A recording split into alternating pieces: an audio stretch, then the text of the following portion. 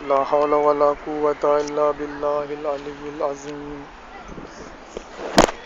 أعوذ بالله من الشيطان الرجيم. بسم الله الرحمن الرحيم. الحمد لله رب العالمين،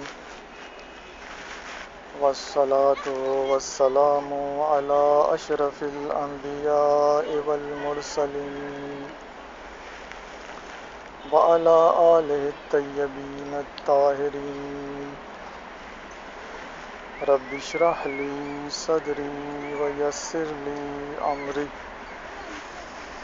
واحلل عقدة من لساني يفقهوا قولي. اللهم صل على محمد وآل محمد وعجل فرجهم. محترم سامعین، السلام علیکم. احادیث رسول صلی اللہ علیہ وآلہ وسلم کے ذریعے حضرت علی علیہ السلام کی خلافت کے متعلق اشاروں اور ثبوتوں کے موضوع پر جو ہماری گفتگو چل رہی تھی، اس کے دوران میں اسلامی جنگوں کی تاریخی روایات و حقائق کے ذیلی موضوع پر ہماری گفتگو مڑ گئی اور یہ سب ٹاپک نکل آیا کہ جس کے بارے میں ہماری فی الحال گفتگو چل رہی ہے. اور اس ذیلی موضوع کے تحت ہم نے ابھی تک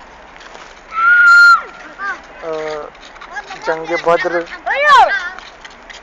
جنگ احد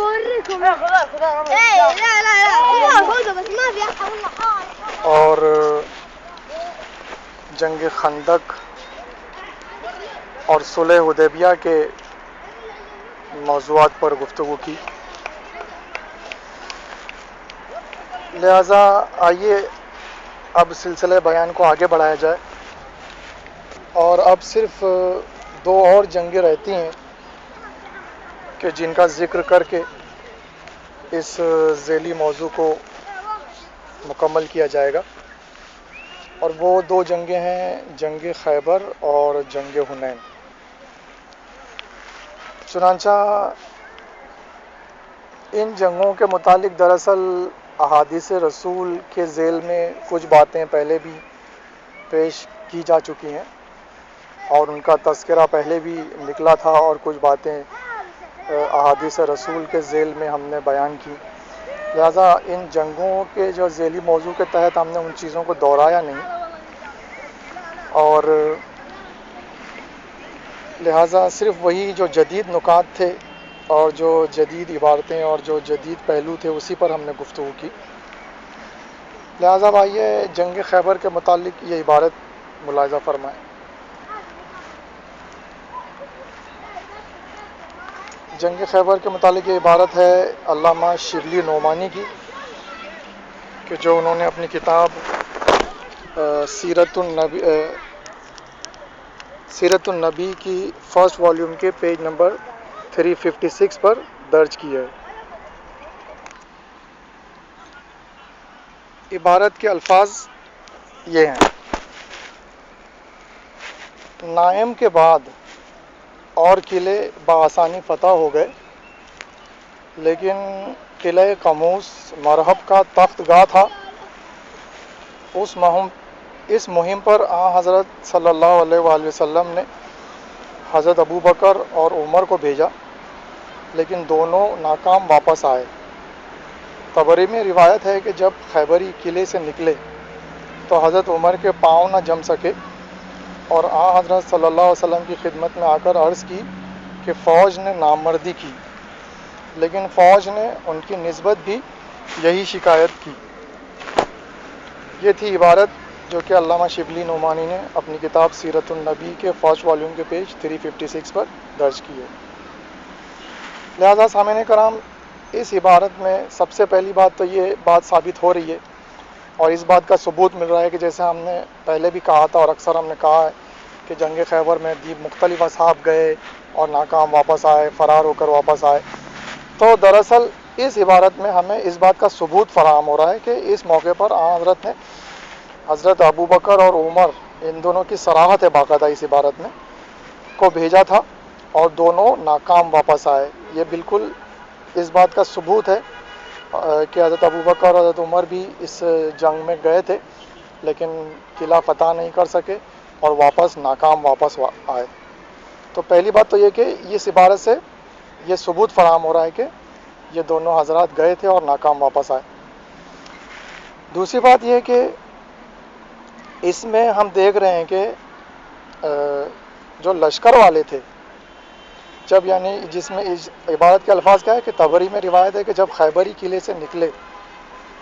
تو حضرت عمر کے پاؤں نہ جم سکے اور حضرت کی خدمت میں آ کے عرض کی کہ فوج نے نامردی کی.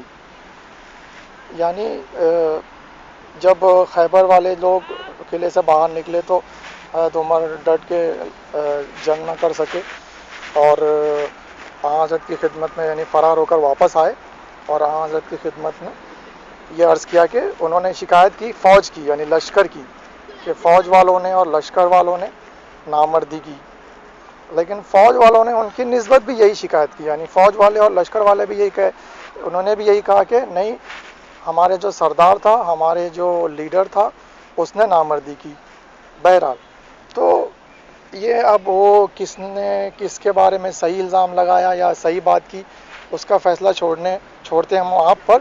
لیکن اس عبارت سے یہ بات بہرحال ثابت ہو رہی ہے کہ دونوں کی نامردی ایک حساب سے ثابت ہو رہی ہے، کیونکہ ظاہر سی بات ہے کہ پہل جس نے بھی کی ہو لیکن الٹیمیٹلی فوج اور سردار دونوں ناکام واپس آئے اور بھاگ کر فرار ہو کر واپس آ گئے. لہذا اس عبارت سے خواہ وہ سردار فوج پر الزام لگائے کہ ان کی وجہ سے یہ بات ہو گئی اور ہم کو بھاگ کے آنا پڑا، یا خواہ فوج والے یہ الزام لگائیں کہ سردار کی وجہ سے. بہرحال دونوں لازم و ملزوم تھے اس جنگ میں اور دونوں اگر برابر سے جنگ کرتے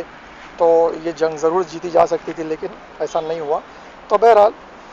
اس سے یہ بات ثابت ہو رہی ہے کہ ان کی نامردی ثابت ہو رہی ہے. اب یہی وجہ ہے کہ جب یہ مسلسل کئی روز تک یہ سلسلہ رہا تو حضرت صلی اللہ علیہ وآلہ وسلم نے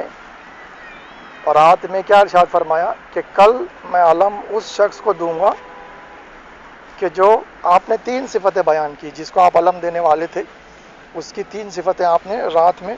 کل صبح جس کو آپ علم دینے والے تھے رات میں اس کی 3 صفتیں آپ نے بیان کی کہ میں کل ایسے شخص کو علم دوں گا کہ جو رجل کرار غیر و فرار، یعنی جو رجل ہوگا، کرار ہوگا اور غیر فرار ہوگا. تو یہ تینوں الفاظ عربی کے ہیں. رجل کہتے ہیں عربی میں مرد کو، اور کرار یعنی بڑھ بڑھ کر حملے کرنے والا، اور غیر فرار یعنی بھاگنے والا نہیں، فرار اختیار کرنے والا نہیں. تو یہ 3 صفتیں دیکھیں آپ نے بیان کی، تو جس سے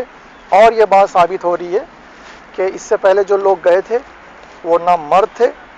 نہ کرار تھے، بڑھ بڑھ کے حملے کرنے والے بھی نہیں تھے، اور وہ فراری تھے، وہ بھاگنے والوں میں سے تھے. بہرحال تو یہ جو ہے تو اس صفت سے پھر دوسرے دن آپ نے حضرت علیہ السلام کو علم دیا اور حضرت علیہ السلام گئے اور آپ نے بڑھ بڑھ کے حملہ کیا اور قلعے کو فتح کر کے آپ واپس آئے. تو آپ یہاں پر دیکھیے کہ اب ہم موازنہ کرتے ہیں اور ہم کمپیئر کرتے ہیں تو ہم یہ دیکھتے ہیں کہ یہ جو اسی عبارت سے ہم کو یہ بات ثابت ہو رہی ہے، اور جنگ خیبر میں باقاعدہ حضرت علیہ السلام کا فاتح خیبر ہونا تو ایک ایسی مسلمہ تاریخی حقیقت ہے کہ جس کے لیے کسی ثبوت کو فراہم کرنے کی ضرورت نہیں ہے. بہرحال اور جیسے کہ ہم نے حدیثوں کے ذیل میں اس حدیث رایت کے ذیل میں اس کا ذکر کیا تھا، وہاں پہ اس بات کا ثبوت آلریڈی فراہم ہو چکا ہے کہ حضرت علیہ السلام گئے اور آپ نے قلعہ فتح کیا اور آپ واپس فاتح خیبر کی حیثیت سے واپس آئے. تو سب سے پہلی بات تو یہ کہ ہم دیکھ رہے ہیں کہ اس میں اور اس عبارت میں اور اس پورے واقعے میں جنگ خیبر کے ایک بات ثابت ہو رہی ہے، اور وہ یہ کہ حضرت علیہ السلام تو رجل تھے، مرد تھے، اور ان کے مقابلے میں یہ حضرات اور دوسرے حضرات جو ناکام واپس آئے وہ نامرد تھے. تو اب دیکھیے خلافت اور امامت یا نبوت اور رسالت، یہ جو الہی عہدے اور منصب ہوا کرتے ہیں، ان میں ایک اہم بات یہ ہے کہ آج تک حضرت آدم علیہ السلام سے لے کر حضرت صلی اللہ علیہ وسلم تک اور آپ کے بعد میں بھی تمام خلفاء اور امام، یا یہ جو عہدہ نبوت و رسالت ہوا کرتا تھا یا عہدہ خلافت و امامت ہے، یہ کبھی بھی خدا اور رسول نے اور شریعت میں، دین میں، مذہب میں کبھی بھی کسی عورت کو یا کسی نامرد کو نہیں دیا گیا، بلکہ یہ ہمیشہ سے اس عہدے پر مرد حضرات ہی فائز رہے اور مردوں کو ہی یہ عہدہ دیا گیا۔ چنانچہ اسی وجہ سے ہم کسی بھی انبیاء و مرسلین کی تاریخ میں کسی بھی عورت یا نامرد کو ہم نبی یا رسول نہیں پاتے، بلکہ تمام کے تمام انبیاء و مرسلین مرد ہوا کرتے تھے۔ اور اسی بنیاد پر سلسلہ خلافت و امامت میں بھی ہم وہی دیکھتے ہیں کہ یہ عہدہ کبھی بھی کسی عورت یا نامرد کو نہیں ملا، بلکہ ہمیشہ مردوں کو ملا ہے۔ تو لہٰذا اس عبارت میں جو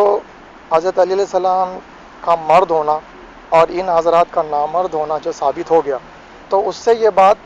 کمپیریٹیولی اور موازنے کے طور پر ثابت ہو رہی ہے کہ حضرت علی علیہ السلام ہی خلافت کے سب سے زیادہ مستحق اور حقدار تھے، کیونکہ آپ مرد تھے اور یہ عہدہ ہمیشہ مردوں کو ہی ملا کرتا تھا اور ملا کرتا ہے۔ ایک بات۔ دوسری بات یہ کہ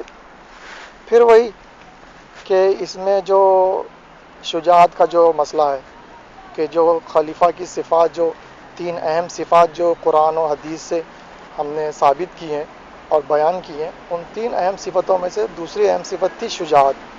اور اسی بنیاد پر ہم یہاں دیکھ رہے ہیں کہ اس عبارت سے اس بات کا ثبوت مل رہا ہے کہ ان حضرات میں وہ شجاعت نہیں تھی اور یہ قلعہ فتح نہ کر سکے، لڑ نہ سکے، بڑھ بڑھ کے حملے نہ کر سکے، جبکہ حضرت علی علیہ السلام کرار تھے، آپ نے بڑھ بڑھ کے حملے کیے، آپ شجاع تھے، آپ نے قلعے کو فتح کیا، آپ فاتح خیبر کی حیثیت سے واپس آئے۔ لہذا اس دوسری بنیاد پر بھی کمپیریٹیولی اور موازنے کے طور پہ جب ہم دیکھیں گے تو حضرت علی علیہ السلام ہی خلافت کے اور حضرت کے بعد میں پہلے خلیفہ بنائے جانے کے سب سے زیادہ مستحق اور حقدار نظر آتے ہیں۔ اور تیسری بات کہ اس میں جو غیر فرار والی بات ہے کہ وہ فرار نہ کرنے والا ہو، بھاگنے والا نہ ہو، تو ہم نے جیسا کہ پہلے بھی اس کا ذکر کیا تھا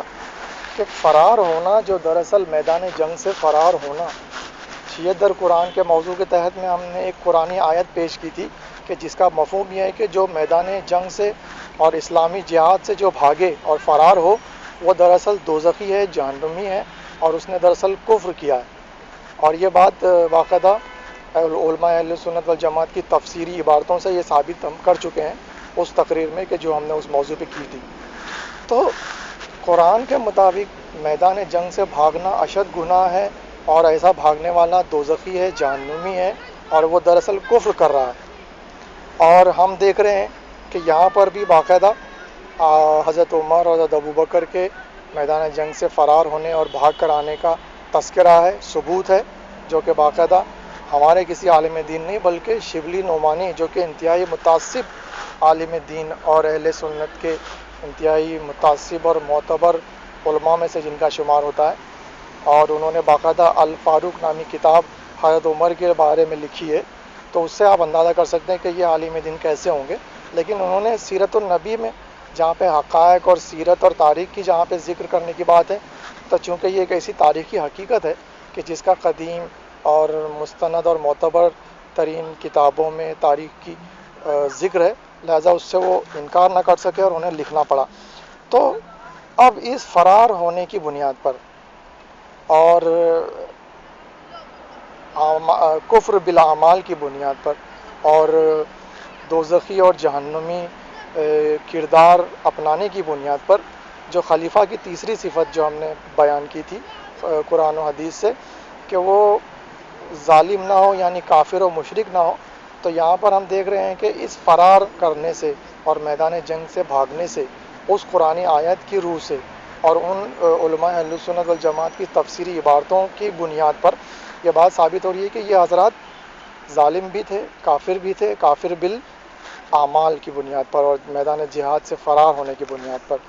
تو لہٰذا اس بنیاد پر بھی چونکہ ان میں یہ تیسری صفت بھی نہیں پائی جاتی تھی، لہٰذا حضرت صلی اللہ علیہ وسلم کی رحلت کے بعد میں وہ خلیفہ بنائے جانے کے مستحق نہیں تھے، بلکہ حضرت علی علیہ السلام ہی سب سے زیادہ حقدار اور مستحق تھے آپ کی خلافت اور نیابت اور جانشینی کے۔ یہ تھی جنگ خیبر کے متعلق ہماری گفتگو، جو کہ اس کے بارے میں اور بھی بہت ساری باتیں پہلے بھی ہم بیان کر چکے ہیں، لیکن اس عبارت اور اس تاریخی روایت اور اس موضوع پر یہ جو ابھی ہم نے عبارت پیش کی، یہ مختصر سا تبصرہ تھا۔ لہٰذا آئیے اب سلسلہ بیان کو آگے بڑھایا جائے اور جنگ حنین کے بارے میں کیا تاریخی روایات اور کیا عبارات ہمارے پاس موجود ہیں اسے پیش کر کے کچھ مختصر سا تبصرہ کیا جائے گا اور انشاءاللہ اس ٹاپک کو مکمل کیا جائے گا۔ تو لہٰذا جیسا کہ ہم نے بتایا پہلے بھی کہ جنگ حنین اور جنگ احد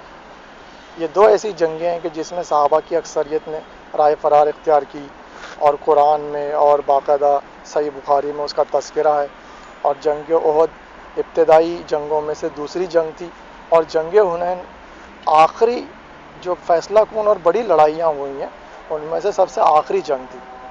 جو کہ حضرت صلی اللہ علیہ وسلم کی رحلت سے صرف 1 سال پہلے سن 10 ہجری میں یہ واقع ہوئی تھی۔ تو آپ دیکھیے اس آخری جنگ میں کیا ہم کو منظر نظر آتا ہے۔ تو جنگ حنین کے متعلق عبارت یہ ہے کہ انس سے روایت ہے کہ جنگ حنین کے دن حضرت صلی اللہ علیہ وآلہ وسلم نے فرمایا کہ اب آتش حرب تیز ہو گئی، اور اس دن جناب علی مرتضیٰ علیہ السلام نے حضرت صلی اللہ علیہ وسلم کی حضوری میں نہایت شدید قتال کیا۔ یہ عبارت کنز العمال کے 5th والیوم کے پیج نمبر 304 پر، اور حدیث کا نمبر ہے 5597 and 5598، اور پیج نمبر 306 پر حدیث کا نمبر ہے 5607، جو کہ یہ کتاب کنز العمال جو ہے وہ علی متقی نے لکھی ہے۔ اور اس کے علاوہ امام احمد ابن حنبل نے اپنے مسند کے 1st والیوم کے پیج 207 اینڈ پیج 453 پر، اور 4th والیوم کے پیج 281 اینڈ 304 پر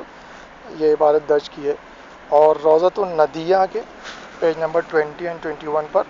اس قسم کی عبارتیں موجود ہیں۔ تو سامعین کرام، اس عبارت میں ہم دیکھ رہے ہیں کہ اس عبارت میں جو حضرت نے فرمایا کہ اب آتش حرب تیز ہوگی، تو اس کا مطلب یہ ہے کہ جنگ کی آگ اب بھڑک اٹھی ہے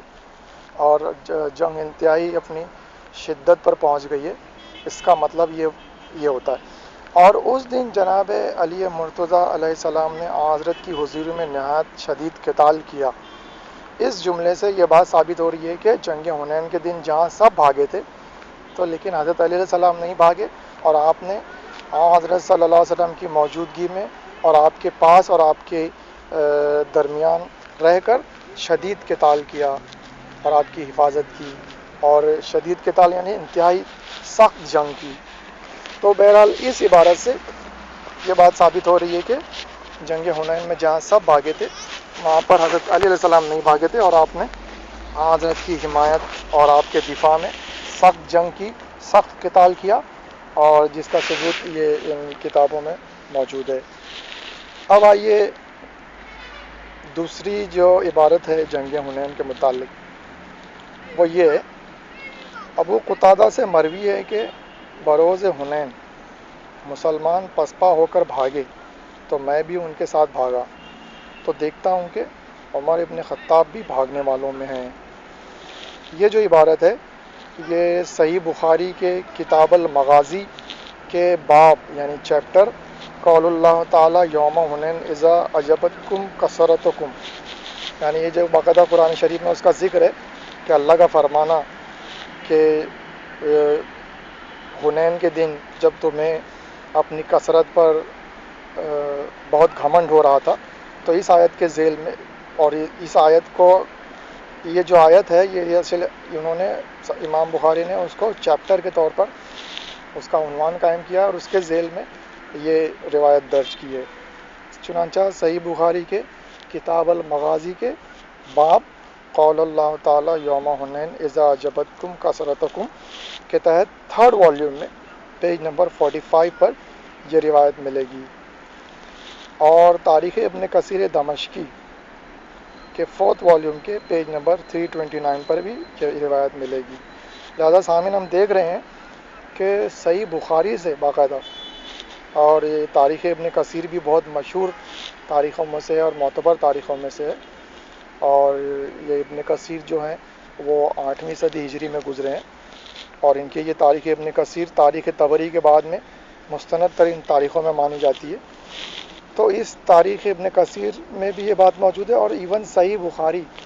اب جس کے بعد میں اور کسی کتاب کے ریفرنس کی ضرورت نہیں پڑتی ہے عام طور پر اہل سنت والجماعت حضرات کو،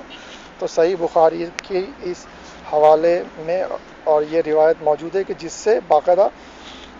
حضرت عمر کا فرار ہونا اور حنین کے دن بھاگ جانا ثابت ہو رہا ہے۔ اور اس میں یہ بھی بات ہے کہ دیکھیے کہ اس روایت کے الفاظ کیا ہے کہ بروز حنین مسلمان پسپا ہو کر بھاگے۔ تو یعنی دیکھ رہے ہیں ہم کہ اس میں ایک جنرل بات کی گئی ہے کہ جس کا مطلب ہے کہ جب تمام مسلمان اور صحابہ کی اکثریت اور زیادہ تر لوگ سب کے سب جب بھاگے تو میں بھی ان کے ساتھ بھاگا، ابو قتادہ کہہ رہے ہیں، اور دیکھتا کیا ہوں کہ عمر ابن خطاب بھی بھاگنے والوں میں، یعنی ابو قتادہ خود بھی بھاگ رہے تھے اور انہوں نے حضرت عمر کو بھی بھاگتے ہوئے دیکھا، اور یہ روایت صحیح بخاری میں موجود ہے۔ تو سامعین اس روایت سے حضرت عمر کا جنگ حنین سے بھاگنا اور فرار ہونا ثابت ہو رہا ہے، اور اس سے پہلی والی روایت میں جو ہم نے پیش کی تھی اس میں حضرت علی علیہ السلام کا نہ بھاگنا اور آن حضرت کی خدمت میں اور آپ کے پاس اور آپ کے حضور میں نہایت شدید قتال کرنا ثابت ہو رہا ہے۔ تو اب آپ کمپیئر کیجئے خود ہی اور موازنہ کیجئے خود ہی کہ کس میں شجاعت نظر آ رہی ہے، کس میں خلیفہ کی صفات نظر آ رہی ہے، اور کون حضرت صلی اللہ علیہ وسلم کی رحلت کے بعد میں خلیفہ بنائے جانے اور خلیفہ مانے جانے کا مستحق تھا۔ اب جنگ حنین کے بارے میں ایک اور عبارت ملاحظہ فرمائیں۔ یہ عبارت کافی علماء اہل سنت الجماعت نے قدیم و جدید اپنی مستند و معتبر ترین کتابوں میں درج کی ہے، لہذا پہلے سامعین عبارت کے الفاظ ملاحظہ فرمائیں۔ عبارت کے الفاظ ہی ہیں: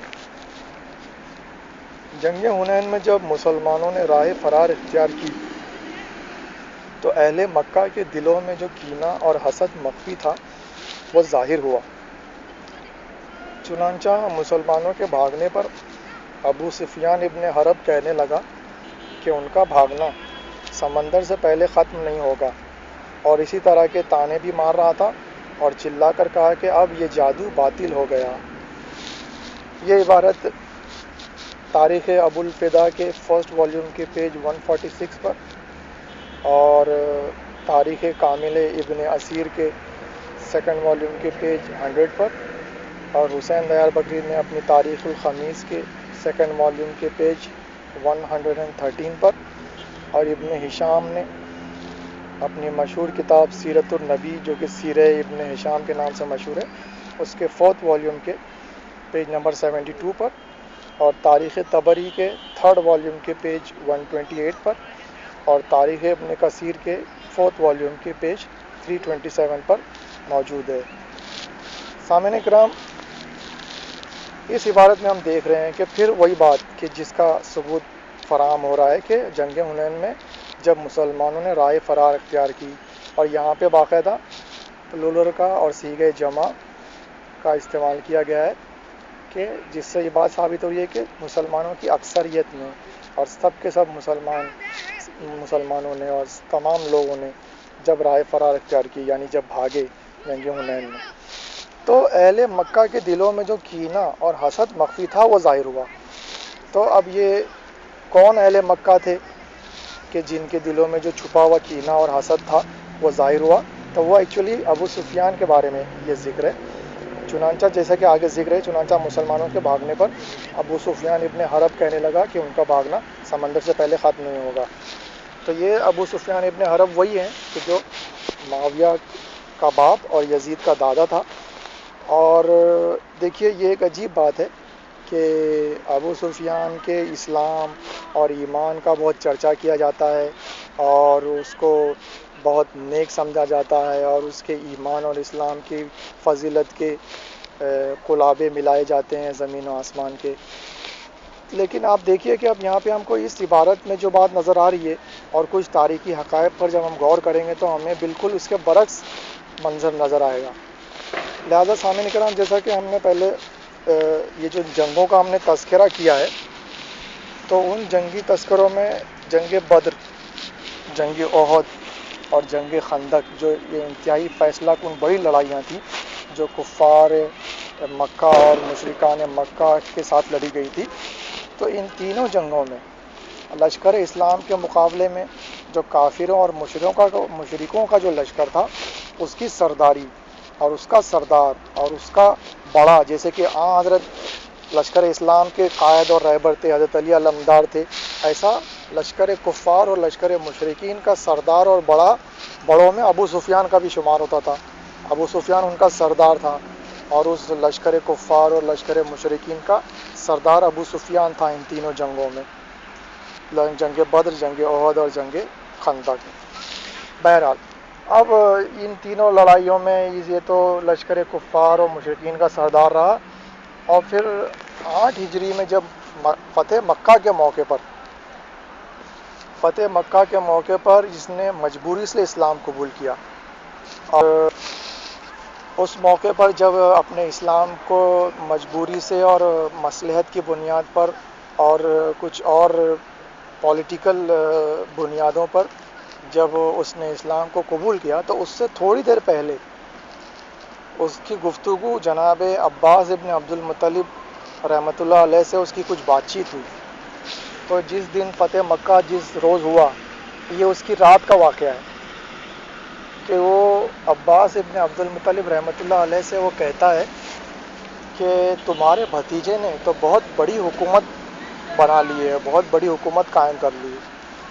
تو جناب عباس ابن عبد المطلب رحمۃ اللہ علیہ فرماتے ہیں کہ اے کمبخت، یہ حکومت نہیں بلکہ یہ نبوت و رسالت ہے. بہرحال تو ہم دیکھ رہے ہیں کہ ایون اسلام جب قبول کیا، ظاہری طور پر جو اسلام قبول بھی کیا، تو اس سے تھوڑی دیر پہلے اس کے کیا عقائد تھے، کیا جذبات تھے، اور اس کی کیا فکر تھی، اور وہ کیا سوچتا تھا. بہرحال تو اب اس نے کہا کہ ٹھیک ہے، مجھے اپنے بھتیجے کے پاس لے چلو، میں اسلام قبول کرتا ہوں. اور اس گفتگو کے بعد میں وہ حضرت کی خدمت میں آیا اور اسلام اس نے قبول کیا، اور فتح مکہ کے موقع پر اور پھر بعد میں دوسرے دن باقاعدہ جو لشکر اسلام ہے وہ بآسانی مکہ میں داخل ہوا اور مکہ فتح ہوا. تو اب دیکھیے فتح مکہ کے موقع پر یعنی اصل میں مسئلہ یہ تھا کہ اس وقت حضرت نے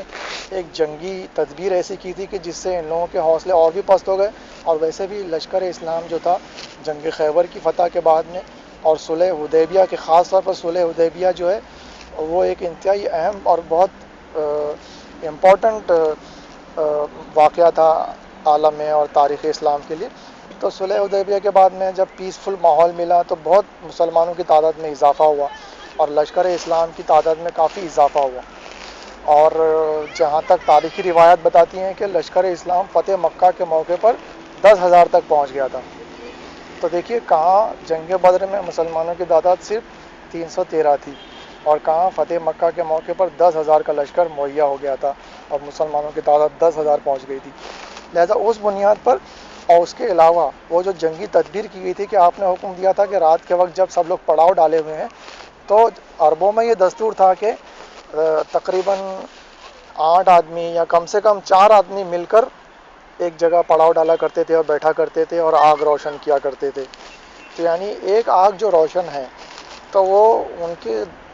دستور اور روایت کے مطابق اس بات کا ثبوت رہا کرتا تھا کہ اس آگ کے ارد گرد میں کم سے کم 4 یا زیادہ سے زیادہ 8 آدمی بیٹھے ہوئے ہیں. تو حضرت نے اس موقع پر یہ حکم دیا تھا کہ ہر آدمی ایک ایک آگ جلائے، یعنی ایک آگ جلائے اور اس کے پاس ایک ہی آدمی بیٹھے. تو اس طریقے سے یعنی لشکر کی تعداد بہت زیادہ دکھائی دینے لگی کفار و مشرکین کو، اور اسی کثرت تعداد کو دیکھ کر ابو سفیان نے جناب عباس ابن عبد المطلب سے یہ کہا تھا کہ تمہارے بھتیج نے تو بہت بڑی حکومت قائم کر لی اور یہ بہت بڑا لشکر لے کے آ گیا. تو بہرحال تو اس موقع پر بہرحال اس کا دیکھیے کہنا کہ حکومت، اس کا جذبہ، اس کا عقیدہ کیا تھا. بہرحال پھر مجبوری اب یہ ہے کہ اب اتنے بڑے لشکر سے کون لڑے گا، تو ان لوگوں نے ہار مان لی، مجبوری اپنے ہتھیار ڈال دیے اور پھر اب اور کوئی چارہ کار نہیں ہے اب، یعنی اب ایسا ہو گیا ہے کہ اب عربوں میں اور اپنے شہر میں زندہ رہنا ہے، اچھے سے رہنا ہے، تو مصلحت کی بنیاد پر اور پولیٹیکل بنیاد پر بس یہی ایک آپشن رہ جاتا تھا کہ بھائی ان کے اسلام کو قبول کر لو، خواہ ظاہری طور پر ہی کیوں نہ کرو، مگر بہرحال اب ہتھیار ڈالنے اور ان کو مان لینے اور ان کے آگے گھٹنے ٹیک دینے کے علاوہ کوئی چارہ کار نہیں ہے۔ یہ دیکھ کر ان لوگوں نے اسلام قبول کیا، اور یہی وجہ ہے کہ انہیں مؤلفۃ القلوب کے گروہ میں شمار کیا جاتا تھا، اور ان کو اسلام میں حقیقی ان کو مسلمان بنانے اور مومن بنانے کے لیے ان پر دنیاوی جو آسائش و راحتیں اور مال و دولت وغیرہ سے انہیں زیادہ نوازا جاتا تھا، تاکہ کم سے کم اسی بنیاد پر وہ اسلام کو سچے طریقے سے قبول کر لیں۔ بہرحال یہ بھی ایک دوسری حقیقت ہے۔ تو اب بات یہ چل رہی تھی کہ اسلام قبول کرنے کے ٹائم پر اس کا کیا عقیدہ تھا، اور بہرحال بڑی مجبوری میں اسلام قبول کیا، اور 8 ہجری میں فتح مکہ ہوا تھا، اور 8 ہجری میں یہ اسلام قبول کرنے کے بعد میں 10 ہجری میں جنگ حنین واقع ہوئی تھی۔ تو 10 ہجری میں جنگ حنین کے دوران میں ابو سفیان جو تھا وہ اسلام کے لشکر کے ساتھ میں تھا، مسلمانوں کے ساتھ میں تھا، اور لشکر اسلام میں بحیثیت مسلمان وہ شامل ہوا تھا۔ لیکن جب جنگ حنین میں تمام مسلمان بھاگنے لگے اور صحابہ کی اکثریت نے رائے فرار اختیار کی، تو اس موقع پر اس کے دل میں جو چھپا ہوا کینہ اور حسد تھا وہ ظاہر ہوا، اور اب اس نے اپنے اندرونی اور باطنی عقیدے اور اپنے جذبات اور اپنے احساسات کا اظہار کرنا شروع کیا۔ سب سے پہلے تو اس کو یہ بڑے دیکھ کر بڑی خوشی ہوئی کہ ہاں مسلمان بھاگ رہے ہیں، تو لہٰذا اس نے سب سے پہلے تو کیا کہا کہ اب ان کا بھاگنا سمندر سے پہلے ختم نہیں ہوگا۔ یعنی دیکھیے ہے تو مسلمانوں کے لشکر میں، لیکن مسلمانوں کو فرار کرتے ہوئے دیکھ کر، بھاگتے ہوئے دیکھ کر اور شکست کھاتے ہوئے دیکھ کر اب اس کا جو اندرونی اور باطنی چہرہ تھا وہ سامنے آ رہا ہے، اور اندرونی اور باطنی کینے اور حسد جو تھے وہ ظاہر ہو رہے ہیں۔ تو پہلے تو یہ ان لوگوں کا، مسلمانوں کا مذاق اڑا رہا ہے، اور مذاق اڑانے کے انداز میں کہہ رہا ہے کہ اب تو یہ بھاگتے ہی رہیں گے اور سمندر سے پہلے ان کا بھاگنا ختم نہیں ہوگا، یعنی اب یہ بہت دور تک بھاگیں گے۔ پھر دوسرا کہ طنز و تانے مارنے لگا، اور اسی طرح کے تانے بھی مار رہا تھا۔ یہ جو عبارت ہے اس سے یہ بات ثابت ہو رہی ہے کہ صرف مذاق ہی نہیں اڑایا بلکہ طنز و تانے بھی مارنے لگا۔ اور پھر آخری جملہ اور چلا کر کہا کہ اب یہ جادو باطل ہو گیا۔ او ہو، اس جملے سے تو اس کے اسلام کی حقیقت بالکل کھل کر سامنے آ گئی کہ یہ ایون اسلام 8 ہجری میں فتح مکہ کے موقع پر اس نے اسلام مجبوری میں جو قبول کیا تھا، وہ باقاعدہ جنگ حنین میں 2 سال کے بعد میں ہی اس کے اسلام کا پول کھل گیا، اور اس موقع پر جو اس نے یہ جملہ کہا چلا کر کہ اب یہ جادو باطل ہو گیا، تو اس سے یہ بات سمجھ میں آ گئی کہ یہ ظاہری طور پر اور مجبوری میں اور پولیٹیکل بنیاد پر اور مصلحت اندیشی کی بنیاد پر یہ گھٹنے ٹیکے گئے تھے اور ہتھیار ڈالے گئے تھے، اور ظاہری اسلام کا لبادہ اوڑھا گیا تھا۔ بہرحال تو یہ کیا ہے، یہ جملے کا کیا مطلب ہے کہ اب یہ جادو باطل ہو گیا؟ یعنی معاذ اللہ یہ جو حضرت صلی اللہ علیہ وسلم کی نبوت اور رسالت جو تھی، اور یہ جو دین اور مذہب جو تھا، یہ دراصل اس کے عقیدے اور اس کے نظریے کے مطابق یہ نبوت اور رسالت نہ تھی، یہ دین و مذہب نہ تھا، بلکہ یہ ایک قسم کا جادو تھا کہ جس جادو کی بنیاد پر یہ روز بروز ترقی کرتا گیا اور اس نے اتنی بڑی حکومت قائم کر لی، اور اب اس کے کہنے کے مطابق جنگ حنین میں یہ جادو باطل ہو رہا ہے، یہ جادو مٹ رہا ہے، یہ جادو ختم ہو رہا ہے، اور اب مسلمان شکست کھا کر، پسپا ہو کر فرار اختیار کر رہے ہیں۔ لہذا اس کا یہ کہنا کہ اب یہ جادو باطل ہو گیا، اس کے اسلام کی قلعی کو کھول رہا ہے، اور اس کے اسلام کے حقیقی چہرے کو ثابت کر رہا ہے، اور بتا رہا ہے کہ بھائی دراصل یہ اسلام جو قبول کرنا تھا وہ دراصل مصلحت کی بنیاد پہ تھا، اور حقیقی اور سچا اسلام نہ تھا۔ بہرحال، اور یہ جو عبارت ہے یہ ہمارے علماء کی نہیں ہے، یہ اتنے مشہور اور قدیم کتابوں اور تاریخ کی اور معتبر اور مستند ترین کتابوں میں یہ عبارت موجود ہے، جس سے ابو سفیان کے اسلام کا پول بالکل اچھی طریقے سے کھل جاتا ہے۔ لہٰذا اب سامعین، وہ حضرات کہ جو ابو سفیان کے اسلام اور ایمان کے بہت چرچے کرتے ہیں اور اس کی بہت فضیلتوں کے گن گاتے ہیں اور اس کی تعریفوں میں زمین و آسمان کے قلابے ملاتے ہیں، وہ اس عبارت کو غور سے پڑھیں اور اس عبارت کے اندر کیا پیغام مل رہا ہے اور کیا حقیقت سامنے آ رہی ہے اور اس پر ٹھنڈے دل سے غور کریں۔ اور یہ ایک عجیب حقیقت ہے کہ اس کے اسلام کو اور اس کے ایمان کو تو بہت بڑا چڑھا کر پیش کیا جاتا ہے، اور وہ ہستی کہ جس نے ابتدا سے لے کے انتہا تک دین اور مذہب اور نبوت اور رسالت کو پناہ دی اور حضرت کو پناہ دی، ان کی کفالت کی، ان کے مشن کو بڑھنے اور پنپنے کا موقع دیا، پروٹیکشن دیا، اور اپنی مصلحت اور دور اندیشی کی بنیاد پر حالانکہ کھل کر علیہ اعلان اظہار اسلام نہ کیا، لیکن ڈھکے چھپے انداز میں باطنی طور پر اور لوگوں پر اپنے اسلام اور ایمان کو نہ ظاہر کرتے ہوئے بحیثیت سردار اور بزرگ قبیلہ بنی ہاشم و سردار مکہ و قائد و رہبر قوم و قبیلہ کے، آپ نے وہ پشت پناہی کی کہ جس کی بنیاد پر اور جس کے بغیر اسلام کا یہ جو درخت تھا یہ بار آور نہ ہو سکتا تھا، اور جس کے بغیر یہ مذہب، یہ دین اور یہ مشن آگے نہیں بڑھ سکتا تھا۔ اور پھر آخرکار آپ نے اپنی تمام اولاد ابتدائے اسلام سے انتہائی اسلام تک آپ کی اولاد ہی تھی کہ جو کام آئی اسلام کے، جس میں سب سے پہلے تو آن حضرت کے دور میں تو حضرت علی علیہ السلام، اور آن حضرت کے دور کے بعد میں کربلا میں جب وہ مرحلہ آ گیا کہ جب دنیا اور آخرت اور دین اور مذہب یہ تمام چیزیں ایک ایسے نازک موڑ پر آ گئی کہ جہاں پہ یزید ان کا سب کا انکار کر رہا تھا اور کہہ رہا تھا کہ بنی ہاشم نے حکومت حاصل کرنے کے لیے کھیل کھیلا تھا، نہ یہ کوئی فرشتہ نازل ہوا، نہ کوئی وحی نازل ہوئی، یعنی معاذ اللہ کہ وہ بالکل خدا و رسول اور قرآن اور اسلام اور دین اور مذہب کی بالکل جڑ کو کاٹ رہا تھا اور اس کا سرے سے انکار کر رہا تھا۔ تو اس موقع پر امام حسین علیہ السلام جو کہ حضرت علی علیہ السلام کے فرزند تھے اور جناب ابو طالب کے پوتے تھے، انہوں نے وہ عظیم قربانی پیش کی کہ جس کے بعد میں بقول شاعر اسلام زندہ ہو گیا ہے کربلا کے بعد۔ تو اب وہ ہستی کہ جس نے اپنی پوری زندگی اسلام کے لیے وقف کر دی اور اپنی اولاد اور اپنی آئندہ کی نسلوں کو وقف کر دیا۔ اور سامعین، یہ بھی ایک عجیب حقیقت ہے کہ کربلا میں جتنے بھی شہداء ہیں، جو بنی ہاشم کے جو شہداء ہیں، وہ دراصل نسل ابو طالب اور اولاد ابو طالب علیہ السلام ہی میں سے تھے۔ چنانچہ آپ کے جو 4 فرزندان تھے اس میں سے جعفر، عقیل اور طالب حضرت علی علیہ السلام کے علاوہ اور 3 آپ کے فرزند تھے۔ تو انہی اولاد علی و اولاد جعفر و اولاد عقیل و اولاد طالب کی ہی آئندہ کی نسلیں تھیں کہ جو کربلا میں جو بنی ہاشم کے جو 18 جوان موجود تھے وہ انہی میں سے تھے، وہ سب کے سب حضرت ابو طالب علیہ السلام کی نسل میں سے تھے۔ لہٰذا اسلام کو ابتدا سے انتہا تک ہر موقع پر، ہر موڑ پر جس نے سہارا دیا، جس نے پروٹیکشن دیا، جس نے حمایت کی،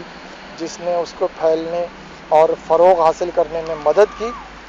اس کو تو یہ حضرات بڑھ چڑھ کر کافر کہتے ہیں اور جھوم جھوم کر کافر کہتے ہیں اور بڑی خوشی سے کافر کرتے ہیں۔ لیکن ان کے مقابلے میں وہ شخص کہ جو کہ ابو سفیان، جو کہ ابتدائے اسلام سے لے کے انتہائی اسلام تک ہمیشہ جنگ بدر میں، جنگ احد میں، جنگ خندق میں کفار و مشرکین کا سردار رہا، اور فتح مکہ کے موقع پر بھی مجبوری میں اسلام قبول کیا، اور اسلام لانے کے بعد میں بھی جنگ حنین کے موقع پر اسلام کو جادو، نبوت اور رسالت کو جادو سے جو تعبیر کر رہا ہے اور جو خوش ہو رہا ہے، اس کے کینے اور حسد جو چھپے ہوئے تھے وہ ظاہر ہو رہے ہیں، اور وہ تانے مار رہا ہے، مذاق اڑا رہا ہے مسلمانوں کا، اور معاذ اللہ کہہ رہا ہے کہ یہ جادو اب باطل ہو گیا، اس کو باقاعدہ بہت پکا مومن، پکا مسلم مانتے ہیں، اور اس کے ایمان اور اسلام کے اتنے چرچے ہوتے ہیں، اتنی باتیں ہوتی ہیں کہ جیسے کہ اس سے بڑھ کر کوئی مومن اور مسلمان ہی نہیں تھا تاریخ اسلام میں۔ تو یہ ایک دم عجیب تاریخی اور زمانے کی ستم ظریفی ہے کہ جو ہمیں اتنا سب کہنے کی ضرورت پیش آئی، اور اب ہم اپنے سلسلے بیان کو آگے بڑھاتے ہیں، اور 1-2 عبارتیں اور رہتی ہیں کہ جس کے بعد میں یہ موضوع جو ذیلی موضوع نکلا تھا اسلامی جنگوں کا، انشاءاللہ وہ اپنے اختتام کو پہنچ جائے گا۔ اب دیکھیے سامعین، ابھی تک تو جو جتنی 5 جو اسلام کی بڑی جنگیں تھیں، فیصلہ کن اور بڑی جنگیں، ان کا ذکر تمام ہوا: جنگ بدر، جنگ احد، جنگ خندق، جنگ خیبر اور جنگ حنین۔ اور ان 5 جنگوں کے علاوہ صلح حدیبیہ کا ذکر ہم نے صرف اس لیے کیا کہ پہلی بات تو یہ کہ صلح حدیبیہ بھی کسی جنگ سے کم نہیں تھی، کیونکہ صلح حدیبیہ کے بعد ہی میں ہم نے جیسے بتایا کہ تقریباً 6 ہجری کے شاید واقعات میں سے صلح حدیبیہ کا واقعہ ہے۔ جنگ خیبر 5ویں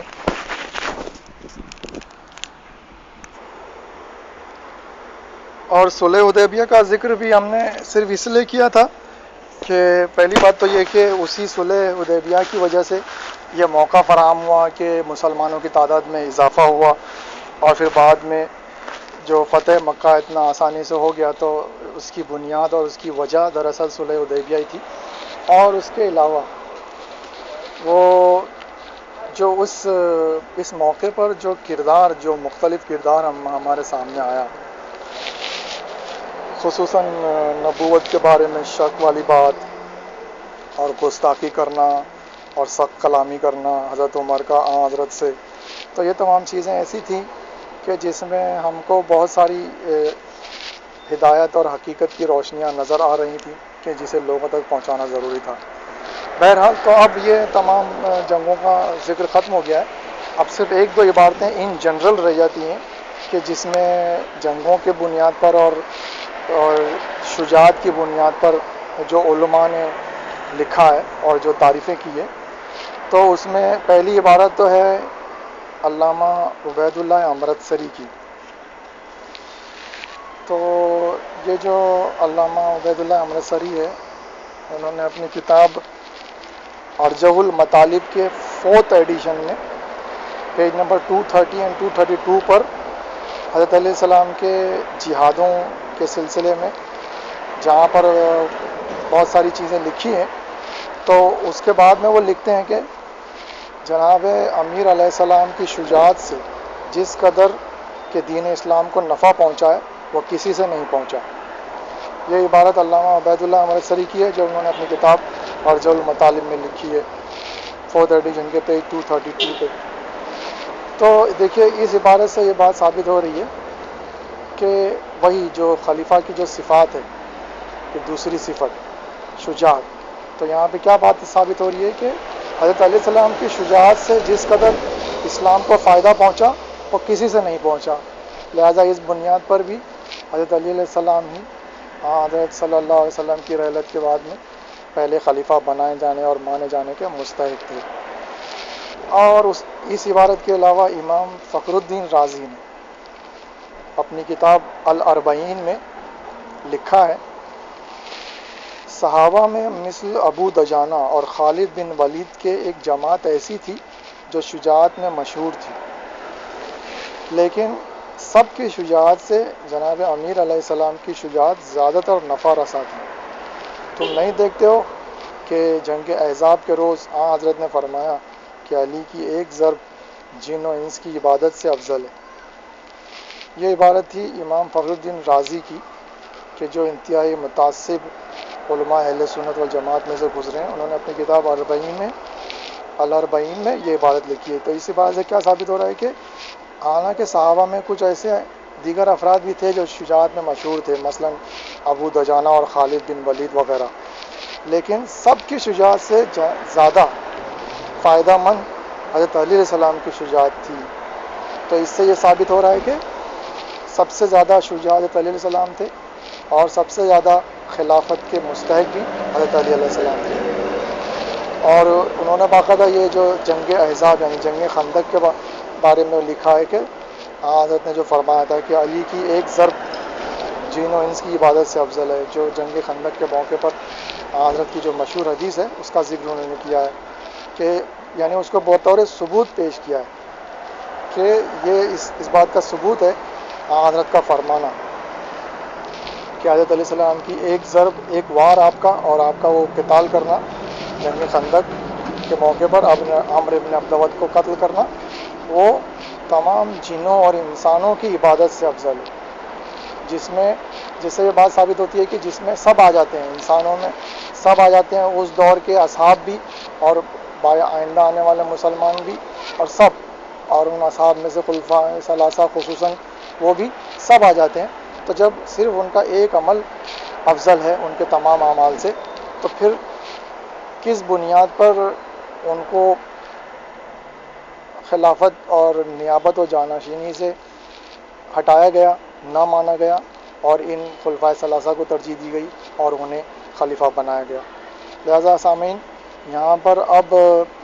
یہ جو ذیلی موضوع نکل آیا تھا، جو کہ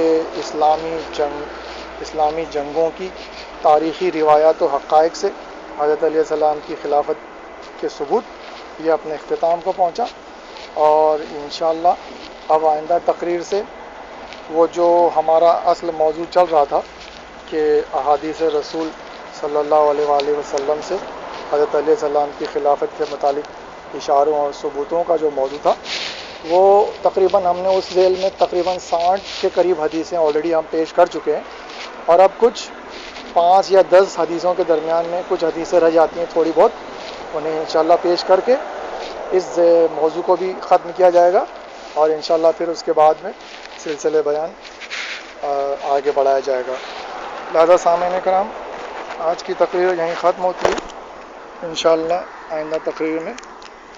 مزید مطالب پر گفتگو کی جائے گی. وما علینا الا البلاغ المبین، والحمد للہ رب العالمین، والسلام علیکم ورحمۃ اللہ وبرکاتہ.